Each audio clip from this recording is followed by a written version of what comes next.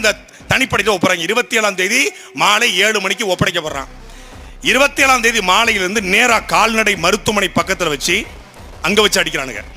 அப்புறம் கம்மா பக்கத்தை வச்சு அடிக்கிறானுங்க.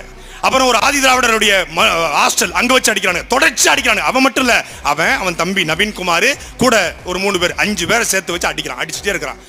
வழி தாங்கல. ஒரு நாள் இரவு முழுக்க தண்ணீர் கொடுக்காம உணவு கொடுக்காம அடித்து கொண்டிருக்காம வழி தாங்க முடியல. எல்லாமே ஆள் நடமாட்டம் இல்லாத பகுதியா இருக்கு. கோவிலுக்கு போனா HRNC அதிகாரிகள் இருப்பாங்க, பக்தர்கள் இருப்பாங்க, பூசாரிமார்கள் இருப்பாங்க. நம்மளை பார்த்து காப்பாத்திடுவாங்க, பத்திரகாளி நம்மளை காப்பாத்திடுவா அப்படின்னு எப்படியாவது சொந்தக்காரன் இருப்பான்டா, எவனாவது ஒருத்தன் பாத்துருவான்டா அப்படின்னு. ஐயா நான் தான் என் நகை எடுத்தேன், கோயிலுக்கு கூட்டு போங்கயா, நான் காட்டிடுறேன்யா அப்படின்னு இருக்கான். வாடா இப்ப வழிக்கு வந்தியா வாடா. போலீஸ்கார எப்படி பேசுவான்? வாயை திறந்தாலே தேனா மூணா திராவிடம்லாம் வாயில வரும். பேசியிருக்கான், கிட்ட வார்த்தையில பேசுறான், கூட்டு போறான்.